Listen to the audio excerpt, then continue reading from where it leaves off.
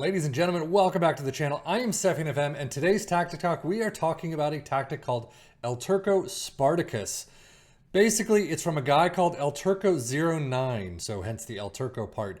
In the write-up he has on the page I got this from, he basically was asked, do you use opposition instructions? He didn't really answer the question itself, but it does say, I don't use a different instruction. Ordinary instructions, I usually leave my matches to the assistant and try in vacation mode. So, probably slightly different where he's taking control of the team, but each match itself is gone to the assistant manager. He's just vacationing through it.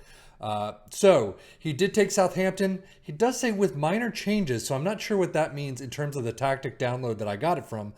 But he says, with minor changes, I tried my tactic with Southampton. With the effect of our staff quality in the first season, we were promoted to the first league again.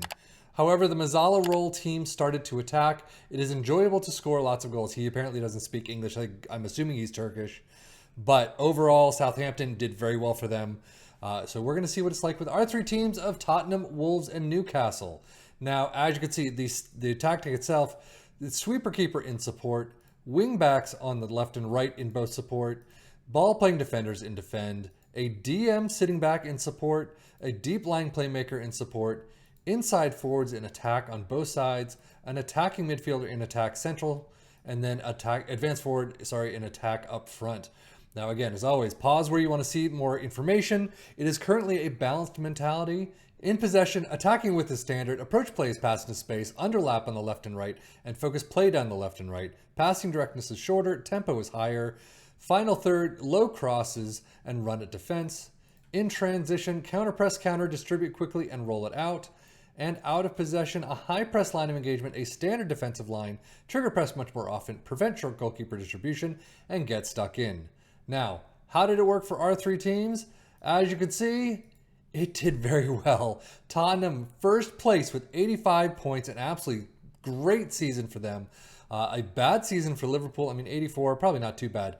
Man United at 69, Manchester City at 66. Bad things happened in this league at that time, but Tottenham cruising 26-7-5, 97-4, 37 against 60 goal differential is a fantastic result for them. Newcastle with 66 points, not too bad, on the higher side of average, 26-12. But Wolves 64 points, definitely higher than usual, 19-7-12, doing fairly well. Schedule-wise for Tottenham, as you can see, it's actually not the greatest. You have 2 losses in the first month. You have a loss in September with a couple of draws, a lot of draws in October. But, you're picking up a lot of points during this time, and you're continuing on through everything until this 3-3 draw/loss in penalties against Bournemouth in the EFL Cup 3rd round. You're continuing on, FA Cup 4th round, you lose out against Everton. But look at this run in the second half of the season. Wow. And you beat Real Madrid 3-0 in the Champions League. Now that's interesting. Wolves schedule, you lose out in the EFL Cup 2nd round immediately. You got several losses in August, a nice run in September, but more losses in October. It's kind of back and forth. A fantastic February, although you do lose out in the FA Cup 4th round, 0-1 to West Brom. But overall, just spotty. Wolves, August looks awful. One win, I should say. But then you go on a massive run of points up until a Fulham loss, but still out in the EFL Cup 2nd round, 1-1 in penalties against Nottingham Forest. FA Cup 3rd rounder out 1-3 against Tottenham. Spotty overall. You do have nice runs here and there, but that's about it. Transfer-wise for Tottenham, no one out, so no real money coming in, but Kingsley Coman comes in from Bayern on loan. Shaqiri and then Weston we've seen before. Newcastle with no real new money to spend, but you do bring in Loftus-Cheek on loan, Aranda from Real Madrid, Alex Scott, Bristol City, Barrios from Zenit, so a couple we've seen before. Wolves not selling anyone, so bringing in no new money. Miguel Veloso in August, we've seen, but so that's about it. Really, no one new. Squad-wise for Tottenham, Rodrigo Betancourt, 50+1 appearances. Harry Kane with 49. I wonder what happened to Lloris. But Christian Romero, 47+1. Lloris is down here with 29. Was he sold? He wasn't sold. He did have an injury, though. Moderate, out for 4 weeks, so that keeps him off the bench. But overall, still 29 appearances. Goal-wise, 27 for Kane. Definitely nowhere near what we've seen before, but it is a lot more spread out this time. Kulusevski with 16. Coman with 14. Wow. Eric Dyer with 14. Assist-wise, 17 for Son, Kulusevski with 13, and Kane with 10. So he's picking up some of the assists. But overall, I mean, they're really spreading out the love here. 7-4-1 for Kulusevski, Danjuma with 720, Van de Beek with 719. So yeah, there's a lot of love being spread out right there. Newcastle-wise, Nick Pope with 41 appearances, Sven Botman with 38, and Zielinski with 37. Alexander Isak with 20, really not a great tally there for him. 18 for Wilson, and Schär with 12, as does St. Maximin. Assist-wise, 15 for Zielinski, and Trippier with 10.